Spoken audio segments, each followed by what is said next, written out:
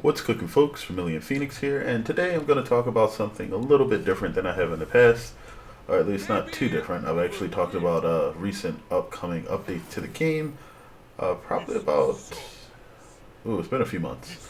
But as of the 1.3 patch, I wasn't particularly fond of some of the changes that had recently taken place, and there was issues with matchmaking, and a lot of that has seemed to have died down with the 1.6 patch. But as we know, there are a lot of things that did change that were not particularly well taken by a lot of people, such as the removal of siege.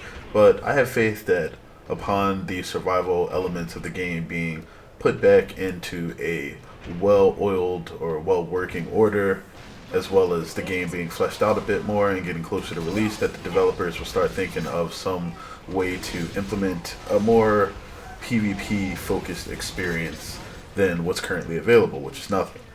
Either way, we are coming upon the 1.7 patch, and I've had a lot of fun with the 1.6 patch. It does feel a lot closer, although not exactly the same as the previous Orcs Must Die games, and that's mainly because rather than having the variety of things being items that you could freely switch out on just one or two characters, the characters are sort of defined by their abilities themselves, which is completely fine. It's a new game, and it opens up a lot of discussion for things like team composition, which is always a sort of interesting idea to me. You find it a lot when you have class-based RPGs, and that's ultimately what Orcs Must Die Unchained seems to be turning into.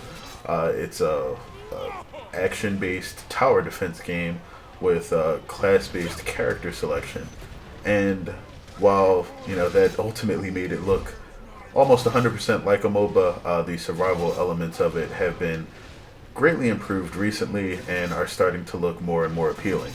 Now, a lot of the feedback that had went into the Guardians, as well as a few of the other things that are going to be in the game, are being updated or added into the 1.7 patch.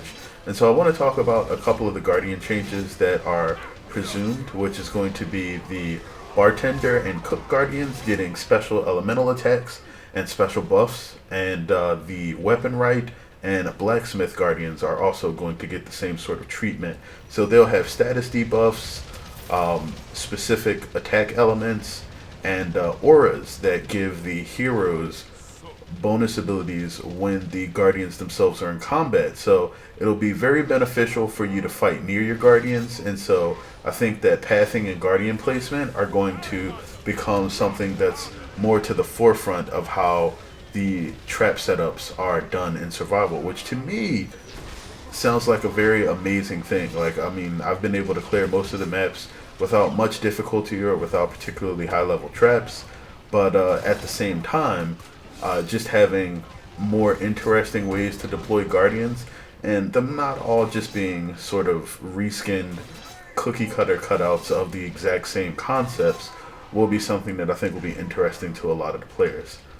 In addition to that, they're adding a ton more consumables, at least 6 from what I've seen, and we're going to be getting 3 new maps. And so a lot of players have complained about the progression in the game being particularly difficult, or having sharp jumps in the amount of effort that has to be put in, as well as the necessary knowledge needed to complete the levels. And I think having additional, like, lower levels added into the game is going to help that, mainly because you'll basically have a larger arsenal theoretically.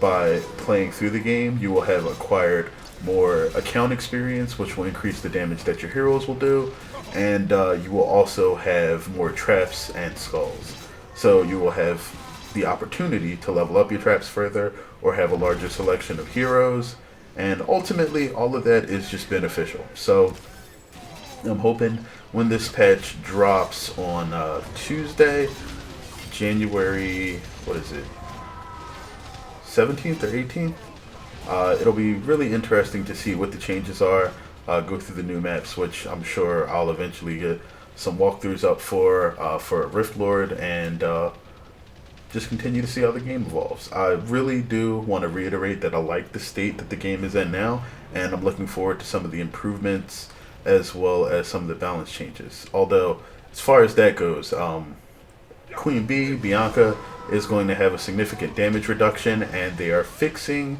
a unintended bug with the way that her Unchained ability works. So she will no longer be able to Unchained near indefinitely or for extremely long periods of time, which currently she can do. So that's going to be changed. It's going to nerf her significantly in addition to the damage nerf, and she just won't be quite as dominant now.